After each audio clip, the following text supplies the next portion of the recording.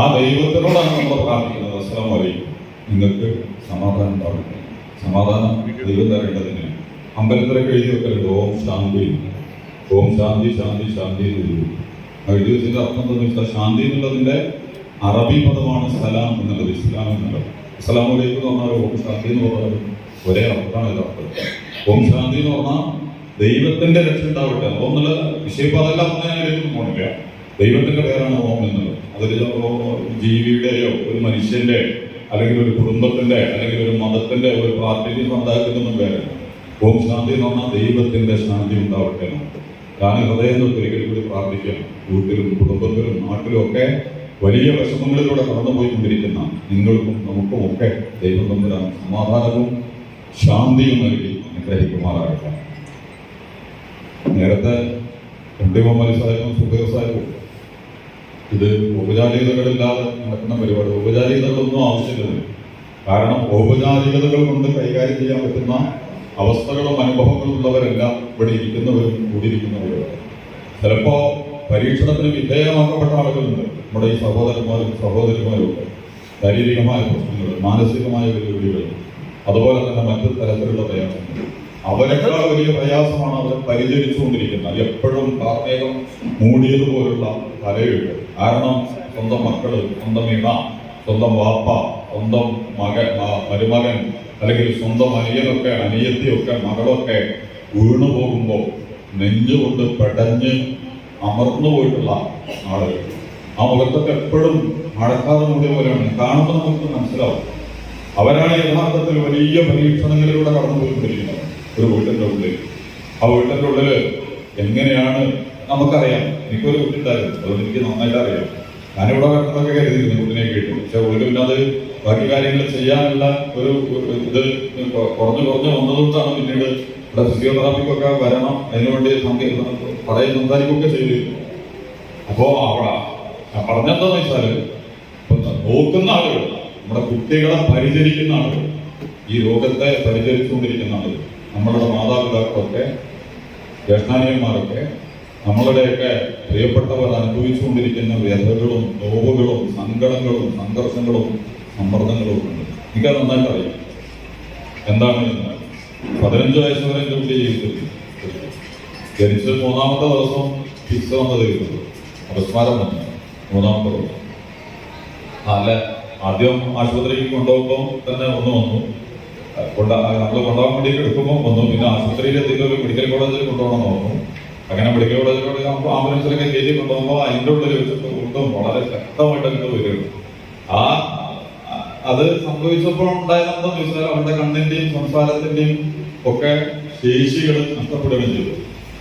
ശരിക്കും കാണാനുള്ള കഴിവ്, അതുപോലെ തന്നെ സംസാരിക്കാനുള്ള കഴിവ്, അതൊക്കെ നഷ്ടപ്പെട്ടു. പക്ഷെ ആ ചെറുപ്പത്തിൽ നമുക്കതൊന്നും അറിയില്ല. അതാണ് നല്ല രസമാണ്. ആള് സാധാരണ മുതലേ കാര്യങ്ങളൊക്കെ ചെയ്യും, പിടിച്ചാലൊക്കെ വിളിച്ച് നടക്കുകയൊക്കെ ചെയ്യും. വളരെ സുന്ദരമായിട്ട് പക്ഷേ ഡോക്ടർ നമ്മളോട് പറഞ്ഞിരുന്നു, എന്റെ പെണ്ണുങ്ങളൊരു ഹൈസ്കൂളിൽ ജോലിക്കൊക്കെ കയറിയാണ്. അപ്പോൾ ഡോക്ടർ പറഞ്ഞു, ഇനി നിങ്ങൾ ജോലിക്ക് പോകാൻ പറ്റില്ല, ഈ കുട്ടികൾ നോക്കേണ്ടി വരും. എന്റെ പെണ്ണുങ്ങൾ പറഞ്ഞു, ഈ പോകണ്ട, നോക്കും കൂടാ, ഇപ്പൊ കൂടെ സ്കൂൾ അങ്ങനെ ഇങ്ങനെ താമസിക്കാൻ പറ്റും. ഞങ്ങൾ വേറെ ഹൈസ്കൂളിൽ അവിടെ ഞാനൊക്കെ ജോലിക്കൊക്കെ കയറി അങ്ങനെ സുഖമായിട്ട് അത് കഴിഞ്ഞ ഒരു 8 മാസം കഴിഞ്ഞപ്പോൾ നമ്മൾ ഇവിടെ ഉണ്ടാവുന്നത്. അപ്പൊ ഡോക്ടർ ഇത് പറഞ്ഞപ്പോൾ നമ്മൾ പറഞ്ഞു, ഡോക്ടറോട് ചോദിച്ചാൽ അവളോട് പറഞ്ഞില്ല, നമുക്ക് നമ്മളെന്നല്ലേ നോക്കുന്നത്. അതുകൊണ്ട് ജോലി വേണ്ട. ജോലി തന്നാൽ സ്കൂൾ ജോലിക്ക് തന്നാൽ കുറച്ച് നല്ല ശമ്പളമൊക്കെ കിട്ടും, മോശമില്ലാത്ത ശമ്പളമൊക്കെ കിട്ടും. പക്ഷെ ജോലി വേണം. വലിയ വലിയ പ്രതീക്ഷയൊക്കെ വെച്ചിട്ടാണ് അതിൽ കയറിയിരുന്നത്. ആ സമയത്ത് ജോലി വേണ്ടെന്ന് വെച്ചു. ജോലി വേണ്ടെന്ന് വെച്ചുകൊണ്ട് കുട്ടീനെ നോക്കാൻ വേണ്ടിയിട്ട് തന്നെ തീരുമാനിച്ചു. അവളെ കൂടെ പിന്നെ ഓളെ ചുറ്റി കറങ്ങിയിട്ടാണ് ബാക്കി കാര്യങ്ങളൊക്കെ പോയിക്കൊണ്ടിരുന്നത്. അവളെ വീട്ടിലും കുടുംബത്തിലും എല്ലാ സംഗതികളും. ഞാൻ അതിന്റെ വിശദാംശങ്ങളിലേക്കൊന്നും പോണില്ല. യഥാർത്ഥത്തിൽ അതിന് ശേഷം ഓരോ അനുഭവങ്ങൾ, വളരെ വ്യത്യസ്തമായ അനുഭവങ്ങളിലൂടെ കൂടെ നമ്മളെ കൊണ്ടേക്കുന്നുണ്ട്. നിങ്ങൾക്കൊക്കെ ഉണ്ടായിട്ടുണ്ടാവും വീട്ടിൽ പല അനുഭവങ്ങൾ. ഈ കുട്ടികളെ നമ്മൾ പരിരക്ഷിക്കുകയും വളർത്തുകയും ഒക്കെ കൊണ്ടുവരുന്ന ഒരു ഘട്ടത്തിൽ എന്തൊക്കെ രീതിയിലുള്ള, പക്ഷെ ഒരു ഭാഗത്ത് ഭയങ്കര അറക്കുണ്ടാകുന്നത്. നമ്മുടെ ചിലപ്പോൾ ഇങ്ങനെ കയറ്റായിട്ട് ഇപ്പൊ പോകും നമ്മൾ തോന്നും. പക്ഷെ ആ സമയത്ത് പറഞ്ഞ ദൈവം പറയാൻ ഈശ്വരൻ എന്തെങ്കിലും ഒരു വഴി നമുക്ക് മുമ്പിലെത്തോ, നമ്മൾ പ്രതീക്ഷിക്കാത്ത രീതിയിൽ, ഒട്ടും പ്രതീക്ഷിക്കാത്ത. ഇവിടെ വീട്ടിൽ കൊണ്ടുവന്നിട്ടുണ്ട്. അപ്പൊ ഇവിടെ ഞാൻ ഇവിടെ താമസിച്ചു. ഈ നമ്മുടെ ഇസക്കുട്ടി സാറൊക്കെ വെച്ച ആ വീട്ടിലാണ് താമസിച്ചത്. അവിടെ വെച്ചിട്ട് ഒരു ദിവസം ഒരു 3 മണിക്ക്, രാവിലെ 3 മണിക്ക് ഒരു 3-3:30 മണി വ്യാഴാഴ്ചയാണ്, പിറ്റേന്ന് വെള്ളിയാഴ്ചയാണ്, വ്യാഴാഴ്ച രാത്രി കിടന്നില്ല. ഒരു 3-3:30 മണിക്ക് ഞാനാണോ വീട് കിടക്കുന്നത്, അതുവരെ വൈകുന്നേരം കൂടുതലിന്റെ കുറച്ച് നേരത്തിന് അപ്പുറത്ത് കയറിയാണ് ഞാൻ ഇവിടെ കയറുന്നു. അത് ഞാനുറങ്ങി, പിന്നെ പെണ്ണുങ്ങളെന്നെ ഞെട്ടി എണീച്ചിരിക്കുന്നു, എന്തോ ഒരു ഒച്ച കിട്ടുമെന്ന് പറഞ്ഞാണ്. അപ്പൊ ഇവിടേക്ക് ഫിക്സ് ഇങ്ങനെ വന്നിട്ട് പിന്നെ കുറച്ച് നന്നായിട്ട് ഇങ്ങനെ അങ്ങോട്ട് കൂനി കൂടും. അപ്പൊ ടിക്ക് എന്നുള്ള ഒച്ച ഞാൻ കേട്ടിട്ടില്ല, പെണ്ണുങ്ങളായി ശരിക്കും കേട്ടു. ഓള് ചാടി എണീച്ച് ഓളെ എവിടെയോ പൊട്ടിക്കണം, ഓൾക്ക് എന്തോ പറ്റിക്കണം എന്നൊക്കെ പറഞ്ഞുകൊണ്ട് ഞങ്ങളിപ്പോൾ ഇങ്ങനെ ആകെ തപ്പിയൊക്കെയാണ് എവിടെയെങ്കിലും എന്തെങ്കിലും ഉണ്ടോ, എവിടെയാണ് പൊട്ടിയത്, ഇവിടെ പൊട്ടിയോ അവിടെ പൊട്ടിയോ അപ്പുറത്ത് പൊട്ടിയോ എവിടെയാണ് പൊട്ടിക്കണം ഇങ്ങനെ തോന്നിക്കൊണ്ടിരിക്കുകയാണ്. അപ്പൊ പെട്ടെന്നൊന്നും കാണുന്നുണ്ട്. അപ്പൊ അവളാണെങ്കിൽ ഇതെല്ലാം ഇങ്ങനെ ഒരു കരച്ചിലിങ്ങനെ കരഞ്ഞങ്ങാട് പിന്നെ അവളിങ്ങനെ ഒരു കൈ ഇവിടെ വെച്ചിട്ട് അവളങ്ങനെ കിടക്കുന്നില്ല. കുറച്ച് കഴിഞ്ഞപ്പോൾ ഈ തുടന്റെ എല്ലിങ്ങനെ പൊന്തി ഇങ്ങനെ വരും, ഇങ്ങനെ കിടന്ന് തുടങ്ങിൽ ഇങ്ങനെ പൊട്ടിയിട്ട് അവിടെ ഇങ്ങനെ പൊന്തിയിട്ട് ഇങ്ങനെ അവിടെ നമ്മൾ കാണുന്നത്. ഒരു 10-20 മിനിറ്റ് കഴിഞ്ഞതിന് ശേഷമാണ് ഈ സാധനം ഇങ്ങനെ പഠിച്ചിങ്ങനെ. അപ്പൊ ഈ എല്ല് ശരിക്കും പൊട്ടിയിട്ട് തുടന്റെ എല്ലിട്ട് പൊട്ടിയിട്ട് അത് അതിൻ്റെ ഉള്ളത് കണ്ട് ഇങ്ങനെ നിൽക്കണം. എനിക്കും അറിയില്ല, ഇവർക്കും അറിയില്ല എന്താണ് ഇതൊക്കെ ചെയ്യാം. നമ്മളേറ്റവും വലിയ വിഷമം എന്താ ചെയ്യണോണ്ടല്ല, ഇവിടെ ഞാൻ ചിലപ്പോൾ വെള്ളം പിടിച്ച് വലിച്ചു. അപ്പൊ ഇവർക്കത് എന്താ ചെയ്യാൻ പറ്റാറുണ്ട്, ഇവിടെ നമ്മൾ എങ്ങനെയാണ് ഇത് പിടിച്ച് ശരിയാക്കുക. ഓൾക്ക് എത്ര മാത്രം വേദന ഉണ്ടാവും, നമ്മളെ മനസ്സിലേക്ക് വരുന്ന വേദന എന്നാണ്. ഓക്കത് സഹിക്കാൻ കഴിയോ, ഓക്ക് ഇനി അതിനേക്കാണോ വലിയ ഇടങ്കേറ് വന്നാലോ എന്താ ചെയ്യേണ്ടതെന്ന് അറിയാതെ ഞാൻ ഓള് കിടന്നിട്ട് ഇങ്ങനെ വിങ്ങി ഇടങ്കേറാവും. ആ സമയത്ത് ഇത് പിടിച്ച് നിർത്താനോ അല്ലെങ്കിൽ ആ കാലത്ത് വലിക്കാനോ ഓളെ കടക്കടോടുക്കുന്നതോളം നിർത്താനോ എന്താണ് എങ്ങനെയാണ് ചെയ്യാൻ ആലോചിച്ചത്. ഇവിടെ വേദന ആലോചിച്ചു. പക്ഷെ ഓളെന്താന്ന് വെച്ചാല് ഓള് വളരെ കൂളായിട്ട് എന്നാണ് ചെയ്യുന്നത് എടുക്കണം. ഞങ്ങളുടെ അപ്പള ഇവിടേക്ക് വരണ്ടാവും, ഇവിടെ ഫിസിയോതെറാപ്പിസ്റ്റ് ഉണ്ട്, ഓനെ വിളിച്ച് സഹചര്യമാസം വിളിച്ചിട്ടുണ്ട് കേട്ടോ. ഓൻ വന്ന് ഒരു മുളവടിയൊക്കെ എടുത്ത് വല്ല കാലൊക്കെ ഇങ്ങനെ നിവർത്തി 2 സാധനമൊക്കെ വെച്ചുകൊണ്ട് കെട്ടി. പിറ്റേന്ന് നമ്മളെ ആശുപത്രി കൊണ്ടായി അമൃത ഡോക്ടർ ബാൻഡേജൊക്കെ ഇട്ട് നന്നായിട്ട് അതിട്ട് വേറെ അപ്പോഴും ഭയങ്കരമായിട്ട് ഫിക്സഡ് വന്നിട്ട് ഇങ്ങനെ ഇട്ട കാലം ഒന്നായിട്ട് പൊന്തിക്കും. ആ പൊന്തിച്ചിട്ട് ഇവിടെ ജോയിന്റ് കിട്ടിയിരിക്കുന്നു. അത് രണ്ടാമതും എന്താണെന്ന് കാലേ ശക്തമാണ്. ഫിക്സ് വരുമ്പോൾ നമുക്ക് പിടിച്ചാൽ കിട്ടുമല്ലോ. എന്നിട്ട് പൊന്തിയിട്ട് ഇതെന്താ ചെയ്യാ. അപ്പൊ പിന്നെ ഡോക്ടറെ അടുത്ത് കൊണ്ടായി പറഞ്ഞു, ഇത് ഇങ്ങനെ ചെയ്താൽ കിട്ടൂല, ബാൻഡേജ് കാര്യമില്ല, പ്ലാസ്റ്റർ ചെയ്തിട്ട് കാര്യമില്ല, സർജറി ചെയ്ത് കാല് ശരിക്കിട്ടിട്ട് കെട്ടി കൂട്ടി വെക്കണം. പിന്നെ പറഞ്ഞതെന്ന് വെച്ചാൽ ഓരോ ഘട്ടങ്ങൾ വരുമ്പോഴും നമ്മൾ പ്രതീക്ഷിക്കാത്ത രീതിയിലുള്ള ഒരു ഇറക്കം, ഒരു ആശ്വാസം ദൈവം നമ്പുരാൻ ഈശ്വരൻ എല്ലാവരും നമുക്ക് നൽകി നമുക്ക് വിഷമമുണ്ട്. അപ്പൊ ഞാൻ പറഞ്ഞതെന്ന് വെച്ചാൽ നമ്മുടെയൊക്കെ വീട്ടിലും കുടുംബങ്ങളിലും ഉണ്ട് ഇങ്ങനത്തെ ആളുകൾ. ഇവരെയാണ് നമ്മൾ പരിചരിച്ചുകൊണ്ടിരിക്കുന്നത്. എനിക്ക് പറയാനുള്ളത് പരിചരിക്കുന്ന ആളുകളോട് ഞാൻ പറയണം, ഇവരോടല്ല നമ്മൾ പറയണം. അവര് മാലാഖമാരാണ്. ഇതാണ് മലക്കുകളെ പോലെ ഒരു ശുദ്ധരാണ്, ഇവർക്കൊരു പ്രശ്നമില്ല. നല്ല ശുദ്ധ മനുഷ്യന്മാരാണ്. അവരെന്ത് ചെയ്താലും വളരെ വേദനാജനകമായ സംഭവങ്ങളൊക്കെ അതിലുണ്ട്. കാര്യം നമ്മുടെ ഇടക്കാലത്തിൽ കടന്നു പോയിട്ടുണ്ട്. നാളിപ്പോ ഒരു അച്ഛന് ഒരു കുട്ടിനെ എന്താണ് റൂമിൽ തീയിട്ടിട്ട് കൊന്നു. 27 വയസ്സുള്ള ഒരു ചെറുക്കനാണ് റൂമിലിട്ട്. എന്താ പ്രശ്നം എന്ന് വെച്ചാൽ ഇവരെ റൂമിലിട്ട് തന്നെയാണ് നിന്നത്. ഇന്നൊന്നും സ്വയമായ ഒന്നും സംഗതി അറിയില്ല.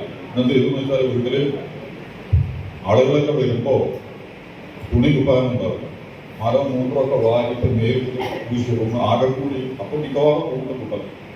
അപ്പൊ വീട്ടിലെന്തോ ഒരു കല്യാണോ എന്തോന്ന് നടക്കണ ഒരു സമയത്തും എന്തോ ഒരു സംഗതി പ്രധാനപ്പെട്ട ഭക്ഷണം നടക്കണ സമയത്തും ഇവന് ഏതോ അർത്ഥത്തിൽ എങ്ങനെയൊക്കെ പുറത്തിയാടിക്കൊണ്ട് തുണിയില്ല കുപ്പായമില്ല ആകെ കൂടി ഇതെല്ലാം കൂടി വാരി പൂശി പ്രത്യേക തുരക്കണമെന്ന് പറഞ്ഞു. ഇയാളെ സഹിക്കാൻ കഴിയാതെ പിറ്റേ ദിവസം തന്നെ റൂമിലിട്ട് തീരുത്തുന്നു പറഞ്ഞു. ഇത് പിറ്റേന്ന് പോലീസ് ചോദിക്കേണ്ട അച്ഛനോട്, നിങ്ങൾ എന്തിനാണ് അങ്ങനെ ചെയ്തത്, നിങ്ങളെന്തൊരു ക്രൂരതയാണ് കാണിച്ചത്. ഈ അച്ഛൻ പറഞ്ഞ മറുപടി ആയിരുന്നു, ഞാന് 27 കൊല്ലമായി കുട്ടിയെ നോക്കണം, എനിക്കതിനോടുള്ള സ്നേഹം നിങ്ങൾക്കറിയില്ല. ഇതിനേക്കാൾ അപകടകരമായ ഒത്തിരി കുട്ടിയെ ഞാൻ നോക്കിയിട്ടുണ്ട്. പക്ഷെ എനിക്ക് ആ ഒരു നിമിഷം എനിക്ക് സഹിക്കാൻ പറ്റില്ല, എനിക്ക് തടുക്കാൻ പറ്റില്ല. ഞാൻ വിചാരിക്കുന്ന അദ്ദേഹത്തിന് ദൈവം കൊടുക്കുന്നതാണ്. കാരണം ആ ചെയ്തി എന്ന് പറയുന്നത് ഒരു പ്രത്യേക രീതി പോലീസ് അറസ്റ്റ് ചെയ്ത് കൊണ്ടുവരുന്നു. അങ്ങനത്തെ സംഭവങ്ങൾ വേറെ കുറേയൊക്കെ വായിക്കുന്നുണ്ട്. 17ഓളം കൊലപാതക കേസുകൾ കേരളത്തിൽ നിന്ന് കഴിഞ്ഞ വർഷം പുറത്തു വന്നു. ഇങ്ങനത്തെ കുട്ടികളൊക്കെ അച്ഛനമ്മ പറഞ്ഞിട്ട് അതിലെ 9 കുടുംബങ്ങളും 9 അച്ഛനമ്മമാരും അവർ ആത്മഹത്യ ചെയ്തു, കുട്ടികൾ ചെയ്തു. കാരണം അവരോടൊക്കെ ചെന്ന് ചോദിക്കുമ്പോൾ ബന്ധപ്പെട്ടവരവർ പറഞ്ഞ മറുപടി, ഞങ്ങളുടെ ശേഷം ഞങ്ങളുടെ മക്കളെ ആരാണ് നോക്കുക, ഞങ്ങളെ ഇവരാരാണ് കൈകാര്യം ചെയ്യുക. എന്നിട്ട് അവരെ ചെയ്ത് ഇവർ കൂടി ബാക്കി 3 11 മൂന്നാളുകൾ മാത്രമാണ് പുറത്തേക്ക് പ്രവേശിക്കുക. അവരുടെ മനസ്സിലൊക്കെ സ്നേഹം തന്നെയാണ്. ഞാൻ പറഞ്ഞത് ഈ അരുതായ്മകളൊന്നും ഈ കൂട്ടത്തിൽ നമ്മളാദ്യം ചെയ്തു പോകരുത്, ഒരിക്കലും ചെയ്തു പോകരുത്, ഒരു ഘട്ടത്തിലും ചെയ്തു പോകരുത്. നമ്മുടെ ദൈവം നമ്മുടെ കയ്യിൽ ഏൽപ്പിച്ച ആളുകളുണ്ട്. നമ്മുടെ അമ്മയാണെങ്കിലും ശരി, അച്ഛനാണെങ്കിലും ശരി, നമ്മുടെ മകളാണെങ്കിലും ശരി, നമ്മുടെ മകനാണെങ്കിലും ശരി, നമ്മുടെ ഇണയാണെങ്കിലും ശരി, സഹോദരനോ സുഹൃത്തോ, നമുക്ക് വേണ്ടപ്പെട്ട ആരാണെങ്കിലും ശരി, ഈശ്വരൻ, ദൈവം, ഭഗവാൻ, അള്ളാഹു നമ്മുടെ കയ്യിൽ ഏൽപ്പിച്ചിട്ടുള്ള വിശ്വസിച്ചേൽപ്പിച്ചിട്ടുള്ള സ്വത്താണ്. അതിനെന്ത് ചെയ്യണം? അവസാന നിമിഷം വരെ ക്ഷമയോടെയും വിശാലതയോടെയും, എനിക്ക് തോന്നുന്നു ഈ രക്ഷിതാക്കളൊക്കെ കൃഷിക്കാരെ പോലെയും അസാമാന്യമായിട്ടാണുണ്ടാവും.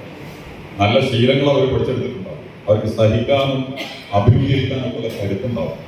കാരണം അത്രയും വലിയ അനുഭവങ്ങളിലൂടെയാണ് നമ്മൾ കടന്ന് പോയിക്കൊണ്ടിരിക്കുന്നത്. അപ്പോ ഒരർത്ഥത്തിൽ മറുഭാഗത്ത് രണ്ടാമത്തെ കാര്യം പറയാനുണ്ട്. നേരത്തെ പറഞ്ഞല്ലോ, വിഷമങ്ങളും സങ്കടങ്ങളും ഉണ്ടാവും. എന്റെ മോളെന്നെ ഞാൻ പലപ്പോഴും പറയലുണ്ട്, ഈ ഒരു 7 മാസം 8 മാസക്കായ സമയത്തും ഇവിടെ ഈ നമ്മൾ 8 വക്കത്തേക്ക് വെച്ചാൽ കൈ ഇങ്ങനെയാണ് വിളിക്കുക. അപ്പോ അതുകൊണ്ടൊന്നും ചെയ്യില്ല. അതാണ് നമ്മളെ കുട്ടികളെ എടുത്തു കഴിഞ്ഞാൽ ഒരവിടെ പിടിച്ച് ഇവിടെ പിടിച്ച് അവിടെ വന്ന് ഇവിടെ അങ്ങനെയൊക്കെ ചെയ്യുമല്ലോ ചെറിയ കുട്ടികൾ. 8, 9, 10 വയസ്സായ കുട്ടികൾ അങ്ങനെയൊക്കെ ചെയ്യും. ഇവിടെ അങ്ങനെയൊന്നും ചെയ്യൂല. അപ്പൊ നമ്മൾ ഡോക്ടറോട് ചോദിച്ചു, എന്താണ് ഇവിടെ നോക്കുന്നത്? അപ്പൊ ഡോക്ടർ പറഞ്ഞു, നിങ്ങൾ ഫിസിയോതെറാപ്പിസ്റ്റിനെ കാണിക്കുന്നതാണ്. അങ്ങനെ ഫിസിയോതെറാപ്പിസ്റ്റിന് ഇതുപോലുള്ള ഡെവലപ്മെന്റ് നമ്മൾ കടത്തി കൊടുത്തില്ല. അപ്പൊ ഇയാളെ നമ്മളെ കയ്യും കാലവും കൊടുക്കുകയും ഇരിക്കുകയൊക്കെ ചെയ്തു നോക്കി. അപ്പൊ അതിനൊന്നുമില്ല, മസിലുണ്ട്, പേശികളുണ്ട്, എല്ലാം വളരെ ക്ലിയർ ആണ്, ഇതിനൊന്നും കുഴപ്പങ്ങളൊന്നുമില്ല, നല്ല കുട്ടിയാണ്. അപ്പൊ പിന്നെന്താണ് ഇവിടെ പൊതിച്ചു കഴിഞ്ഞാൽ എടുത്തു കഴിഞ്ഞാൽ കൈ ഇങ്ങനെ പിടിക്കണം. അപ്പോ അയാളെ ഇവിടെ ഇങ്ങനെ നോക്കിയിട്ട് നല്ല കളറുള്ള ഒരു സാധനം എടുത്തു, പുറത്തുള്ള ഒരു സാധനം അതെടുത്തിട്ട് ഇവിടെ കണ്ണിന്റെ മുമ്പ് കൂടെ ഇങ്ങനെ കൊണ്ടുപോയി, കണ്ണിന്റെ മുമ്പ് കൂടെ ഇങ്ങനെ കൊണ്ടുപോയി. അപ്പൊ ഇവിടെ കണ്ണാണ് സാധാരണ ചെറിയ കുട്ടികളെ ഇങ്ങനെ നോക്കുള്ളൂ. ഈ നമ്മുടെ നിരത്തൊക്കെ ചെറിയ ഉറുമ്പ്, ഒരു അരിമണി, ആ ചെറിയ സാധനങ്ങളൊക്കെ വീട് നടക്കണ്ടാല് അതടക്കം ചെയ്യും. വല്ല കുട്ടിയിട്ടും വലിഞ്ഞിട്ടൊക്കെ പോയിട്ട് അത് ആക്കി കോഴിയൊക്കെ കാണുന്ന പോലെ ചെറിയ വസ്തുക്കളൊക്കെ ചെറിയ കുട്ടികൾ കാണും. അത് കാണുമ്പോഴാണ് പോലെ എന്ത് ചെയ്യുക, അത് എടുക്കാൻ വേണ്ടിയിട്ട് കയ്യാനൊക്കെ മുട്ട് കുത്താൻ ശ്രമിക്കുക, എന്നിട്ട് മുത്തിയിട്ട് നിരക്കി നീങ്ങാൻ ശ്രമിക്കുക. നമ്മൾ വിചാരിക്കുന്നത് ചെറിയ കേസാണ്, പക്ഷേ ദൈവത്തമ്പുരാൻ നമ്മളെ വെച്ചിട്ടുള്ളത് അങ്ങനെയാണ്. അപ്പൊ കാണാം. അപ്പൊ ഇവള് ഡോക്ടർ പറയാൻ നമ്മൾക്ക് കാണൂല, കാണാൻ കഴിയാത്തത് കൊണ്ടാണ് ഇവള് എടുത്തു കഴിഞ്ഞാൽ പിന്നെ നമുക്ക് എന്താണ്, എവിടെയാണ് കുടിക്കേണ്ടത്, എന്താ തൊടേണ്ടത്, ആരെയാണ് ചെയ്യേണ്ടത് ഒന്നും അറിയില്ല. അപ്പൊ അങ്ങനെ നിൽക്കണ വീട്. അവിടെ ഒരു പ്രശ്നം എന്താന്ന് വെച്ചാല് നമ്മളിതുവരെ ഇവർക്ക് കാണാൻ പറ്റിയാണ് നമ്മുടെ വിചാരം. അപ്പൊ കാരണം കണ്ണ കുട്ടികളെ കണ്ടത്, പക്ഷെ ഇതിങ്ങനെ പറഞ്ഞപ്പോ നമ്മളെ മനസ്സില് ആകെ ഒരു ഇത്തി മിന്നൽ വന്ന് അത് പോയ മാതിരിയാണ്, ഉള്ളു പൊട്ടിയ മാതിരി തന്നെ. ശരിക്കും കുട്ടിക്ക് കണ്ണു കാണൂല എന്നാണ് പറയുന്നത്. നമ്മളെ കുട്ടിക്ക് കണ്ണു കാണൂല എന്ന് പറയുമ്പോ അതെവിടെയാണ് നമ്മൾ കുട്ടിയിട്ട് കൊടുക്കുക? എന്റെ കുട്ടിക്ക് കണ്ണ് കാണൂല എന്ന് പറയുമ്പോൾ നാളെ 2 ആളെ കണ്ടെന്ന് കുട്ടികളോ വെള്ളം വരുന്നുണ്ട് മെഡിക്കൽ കോളേജിൽ. ഞങ്ങള് മറ്റേ കണ്ണിന്റെ ആളെടുത്ത് എടുത്ത് കൊണ്ടുപോകാണ്. കണ്ണിന്റെ ആളെടുത്ത് കൊണ്ടുപോയി അതിലെ ഏറ്റവും മനോഹരമായ സാധനം എന്ന് പറയുന്നത്, ഇപ്പൊ ഡോക്ടർ പറഞ്ഞു തെറാപ്പി ചെയ്യണം, കുറെ ലൈറ്റ് കെട്ടുകൊടുത്ത് കളറുള്ള വസ്ത്രങ്ങളോ വാങ്ങി അതിന്റെ ചൊറുക്കളോ തുണിമപ്പായി കെട്ടുകൊടുത്ത്, കാരണം കണ്ണിന്റെ കാഴ്ച വല്ലതും ഉണ്ടെങ്കിൽ അതിനെങ്ങനെ ദീപിപ്പിച്ച് സ്റ്റിമുലേഷൻ ചെയ്ത് ഇങ്ങോട്ട് എടുത്ത് കൊണ്ടുവരാൻ വേണ്ടിയിട്ട് നിങ്ങൾ അങ്ങനെ ചെയ്യണം. അതൊക്കെ ചെയ്തിരുന്നു. മേശങ്കടിയിലൊക്കെ കുറെ ലൈറ്റും ബൾബും ഒക്കെ വാങ്ങിയിട്ട് കളറുള്ള സാധനങ്ങൾ ഒക്കെ ഇവിടെ കൊണ്ട് പിടിപ്പിക്കലൊക്കെ നമ്മൾ ചെയ്യും. എന്നിട്ട് ഇതൊരു വ്യാഴാഴ്ച ദിവസമാണ് ഞാനിവിടെ കൊണ്ടുപോയി ഈ സംഗതി നിങ്ങൾ ഡോക്ടറെ നിന്ന് ഈ ശ്രദ്ധയിൽ വരുന്നത്. ഇത് വെള്ളിയാഴ്ച സുബഹിക്ക് പള്ളിയിൽ നിസ്കരിക്കാൻ പോയി. പള്ളിയിൽ നിസ്കരിക്കാൻ പോയപ്പോ പള്ളിയിൽ സാധാരണ പ്രധാന പ്രാർത്ഥന ഉണ്ടാവും, സുബഹിക്കുള്ള നമസ്കാരം. അതിൽ മിക്ക പള്ളികളിലൊക്കെ ഈ വലിയ സൂറത്ത് അധ്യായങ്ങൾ ഓതുന്ന പള്ളികളിലൊക്കെ സൂറത്ത് സജദ, സാഷ്ടാംഗത്തിന്റെ അധ്യായമാണ്. പ്രണാമം ചെയ്യുക, സാഷ്ടാംഗം ചെയ്യുക, അറബിയിൽ സുജൂദ് ചെയ്യുക എന്ന് പറയും. കയ്യും മുട്ടും തലയൊക്കെ കൊത്തിയിട്ട് ദൈവത്തിന് മുമ്പിൽ കുനിയുന്നതിനാണ് സുജൂദ് എന്ന് പറയുന്നത്. ആ അധ്യായത്തിന്റെ പേരെന്നതാണ് സൂറത്തു സജദ എന്നാണ്, സാഷ്ടാംഗത്തിന്റെ അധ്യായം എന്നുള്ളതാണ്. അതിലൊരു വരിയുണ്ട്, ഫലക്കും അവനാണ് നിങ്ങളെ സൃഷ്ടിച്ചത്, ദൈവം തമ്പുരാനാണ് നിങ്ങളെ സൃഷ്ടിച്ചത്, അൻഷഅക്കും അവനാണ് നിങ്ങൾ ഉണ്ടാക്കിയത്. നമ്മളുണ്ടാക്കി നമ്മളൊന്നുമല്ല, നമ്മളെന്നല്ല ആരും. അത് വലിയ ഒരു ആശയപരമായ ചർച്ചകളിലേക്ക് നമ്മൾ കടന്നു പോകണം. നമ്മുടെ പ്രധാനമന്ത്രി മുഖ്യമന്ത്രി ഒന്നും സ്വന്തം ഉണ്ടായതല്ല, അവരൊക്കെ ഉണ്ടാക്കപ്പെട്ടവരാണ്, അവരൊക്കെ നാളില്ലാതെ ആവുന്നവരാണ്. നമ്മളൊക്കെ അങ്ങനെ തന്നെയാണ്. ദൈവമാണ് നിങ്ങൾ ഉണ്ടാക്കിയിട്ടുള്ളത്. എന്നിട്ട് പറയുമ്പോൾ നിങ്ങൾക്ക് കേൾക്കാനുള്ള കാത് ദൈവം തമ്പുരാൻ തന്നു, കാണാനുള്ള കണ്ണ് തന്നു, അതുപോലെ തന്നെ ഒരു അസ്ഥിത ആലോചിക്കാനും ചിന്തിക്കാനൊക്കെയുള്ള ഹൃദയം നിങ്ങൾക്ക് തന്നു. ഇതൊക്കെ നിങ്ങൾക്ക് തന്നത് ദൈവമാണ്. അല്ലെങ്കിൽ പക്ഷെ നിങ്ങൾ എന്ത് നന്ദിയാണ് കാണിക്കുന്നത്?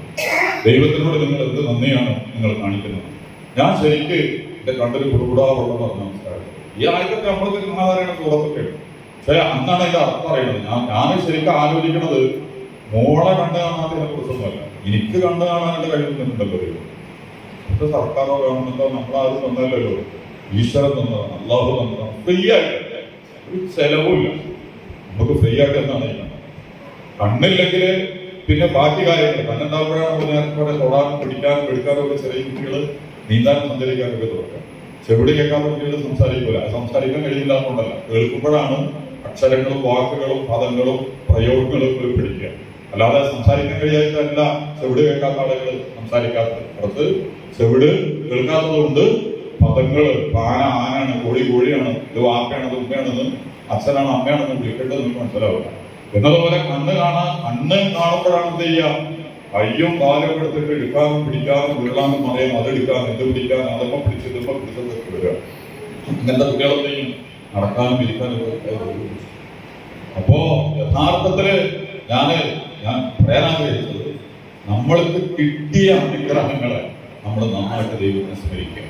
അതൊന്നും ആലോചിക്കും. കാണാനുള്ള കഴിവുണ്ടെങ്കിൽ അതിന് ദൈവത്തിന്റെ നന്ദിവാക്കും.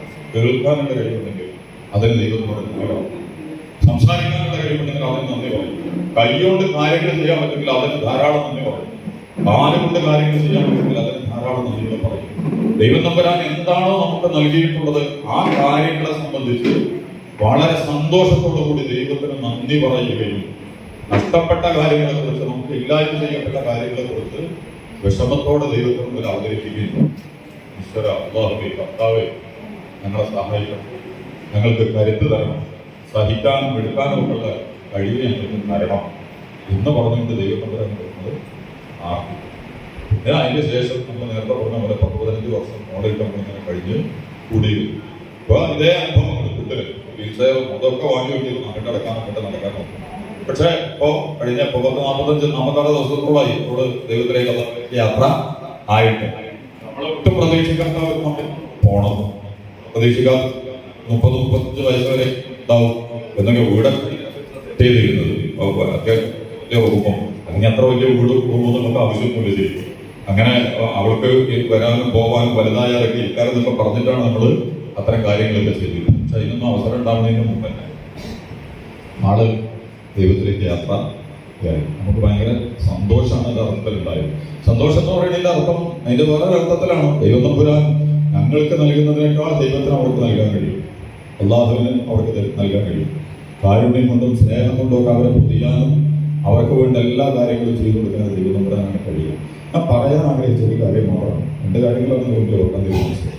ഒന്ന്, ഈ ഇരിക്കുന്ന രക്ഷിതാക്കൾ, ഇവരെ പരിചരിക്കുന്ന ആളുകൾ നല്ല അസാമാന്യമായ ക്ഷമയോടുകൂടി നിങ്ങൾ നിരന്തരമായി ദൈവത്തിനോട് പ്രാർത്ഥിക്കുക. നിങ്ങളെ ഭാരങ്ങൾ ഇറക്കി വെക്കാൻ ദൈവമാണ് ഏറ്റവും നല്ലത്, ഈശ്വരനാണ് നല്ല, അള്ളാഹുവാണ് നല്ലത്. ഞങ്ങളെ സഹായിക്കും. നിങ്ങളെ മനസ്സിലങ്ങൾ കുറവില്ല.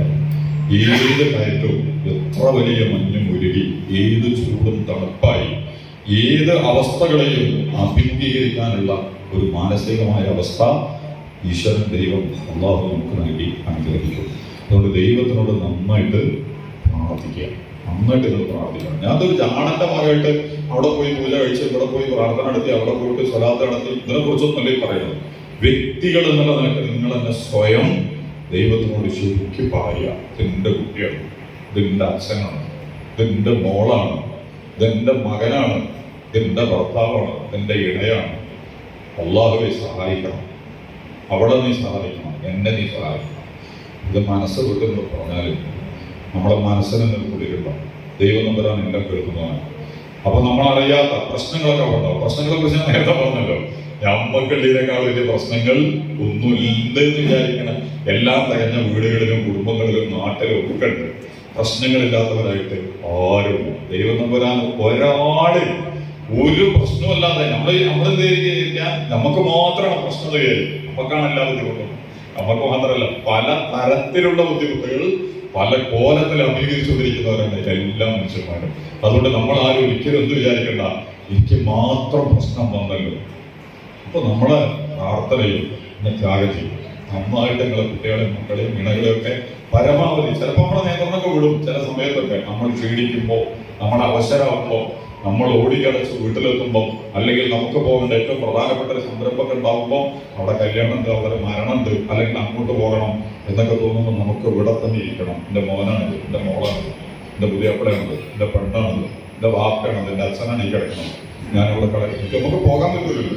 അപ്പൊ നമ്മുടെ മനസ്സിലെ സമ്മർദ്ദങ്ങളൊക്കെ അയച്ച് വലിയ പ്രതിഫലങ്ങൾ, ആഴത്തിലുള്ള പ്രതിഫലങ്ങൾ ദൈവം തമ്പുരാൻ നിങ്ങൾക്ക് തന്നെ കഴിയും. നമ്മുടെ അച്ഛനെ നോക്കുന്നതിന്, നമ്മുടെ മകളെ നോക്കുന്നതിന്, നമ്മുടെ മകനെ നോക്കുന്നതിന്, നമ്മുടെ ഇണയെ പരിചരിക്കുന്നതിന് എല്ലാം ഈശ്വരൻ കരുണാവായ അല്ലാഹു, ഈശ്വരൻ ഭഗവാൻ കാരുണ്യവാനാണ്, അസാമാന്യമായ കരുണായിരിക്കുന്നവനാണ്. അതുകൊണ്ട് ഒരു വിഷമം നമ്മൾ വെക്കേണ്ട കാര്യമില്ല എന്നാണ് എനിക്ക് പറയാനുള്ളത്. പാലിയേറ്റീവ് പ്രവർത്തകരോട് എനിക്കൊന്നും പ്രത്യേകിച്ച് പറയാനില്ല. നിങ്ങൾ വളരെ മനോഹരമായി ഈ കാര്യങ്ങളെ കൈകാര്യം ചെയ്തുകൊണ്ടിരിക്കുന്നവരാണ്. ഇത് നമ്മുടെ ദൗത്യമാണ്. നമ്മൾ ആർക്കെങ്കിലും വേണ്ടിയിട്ട് എന്തോ പ്രത്യേകമായി ചെയ്യല്ല. എല്ലാ അനുഗ്രഹങ്ങളും നൽകപ്പെട്ട നമ്മൾ ഇത് നിഷേധിക്കപ്പെട്ടു എന്ന് നമ്മൾ വിചാരിക്കുന്ന നമ്മുടെ നാട്ടിലെ ഏറ്റവും സാധാരണക്കാരായ എല്ലാ തരത്തിലുമുള്ള ആളുകളെ നമ്മളോടൊപ്പം കളിപ്പിക്കാനും, നമ്മളോടൊപ്പം എഴുന്നേൽപ്പിക്കാനും, നമ്മളോടൊപ്പം ഇരിക്കാനും കൂടി പറയാനും ഒക്കെയുള്ള വേദികൾ ഒരുക്കി കൊടുത്തുകൊണ്ട് ജീവിതത്തിന്റെ സാധാരണ തലങ്ങളിലേക്ക് അവരെ ഇറക്കിക്കൊണ്ടുവരാനുള്ള ശ്രമങ്ങളാണ് നിങ്ങൾ നടത്തിക്കൊണ്ടിരിക്കുന്നത്. നല്ല ഉദ്ദേശങ്ങളോടുകൂടി, നല്ല പ്രാർത്ഥനയോടുകൂടി, നന്മയും മനുഷ്യത്വവും അലിവും ദയയും സ്നേഹവും കാരുണ്യവും ഒക്കെ നിറച്ചു വെച്ച് അത്തരം കാര്യങ്ങളെ ഏറ്റവും നല്ല വിശുദ്ധിയോടുകൂടി നിർവഹിക്കുന്നതിന് വേണ്ടി പ്രവർത്തകർ എന്നുള്ള നിലക്ക്, വളണ്ടിയർമാർ എന്നുള്ള നിലക്ക് നിങ്ങൾ ശ്രദ്ധിക്കുന്നു. അതിലുള്ള അഭിവാദ്യങ്ങളും സന്തോഷങ്ങളും കൂടി അറിയിച്ചുകൊണ്ട് ദൈവം തമ്പുരാൻ ഈ സംരംഭത്തെയും ഈ ഒരുമിച്ചുകൂടലിനെയും ഒക്കെ അനുഗ്രഹിക്കുമാറാകട്ടെ. നമ്മുടെ പ്രിയപ്പെട്ട മക്കളെ, നമ്മുടെ ഇണകളെ, നമ്മുടെ മാതാപിതാക്കളെ, അച്ഛനമ്മമാരെ, നമുക്ക് വേണ്ടപ്പെട്ട എല്ലാവരെയും ദൈവം തമ്പുരാൻ സൗഖ്യവും സമാധാനവും ശാന്തിയും നൽകി അനുഗ്രഹിക്കുമാറാകട്ടെ. അല്ലാഹുവേ, ഈശ്വര, ഞങ്ങളെയൊക്കെ വീട്ടില് സഹിക്കാനും വഹിക്കാനും കഴിയാത്ത പ്രയാസങ്ങളിലൂടെയാണ് ഞങ്ങൾ കടന്നുപോയിക്കൊണ്ടിരിക്കുന്നത്. അതിലൊക്കെ തന്നെ ഞങ്ങൾക്ക് ആശ്വാസവും സമാധാനവും ക്ഷമയും നൽകി നീ ഞങ്ങൾ അനുഗ്രഹിക്കുമാറാകണം. നീ ഞങ്ങളെ ഏൽപ്പിച്ച ഇവരെ ഏറ്റവും നല്ല രീതിയിൽ പരിചരിക്കാനും, ക്ഷമയോടുകൂടി അവരോടൊപ്പം നിൽക്കാനും, അവരെ ഏറ്റവും ശരിയായ രീതിയിൽ സംരക്ഷിക്കാനുമുള്ള സൗകര്യങ്ങൾ നൽകി ഞങ്ങൾ ഓരോരുത്തരെയും പ്രത്യേകമായി നീ അനുഗ്രഹിക്കണം എന്നും കൂടി പ്രാർത്ഥിച്ചുകൊണ്ട് നിങ്ങൾക്കൊക്കെ അഭിവാദ്യങ്ങളും സന്തോഷവും നന്ദിയും അറിയിച്ചുകൊണ്ട് ഞാൻ അവസാനിപ്പിക്കുകയാണ്. നന്ദി, നമസ്കാരം. അസ്സലാമു അലൈക്കും വറഹ്മത്തുള്ളാഹി.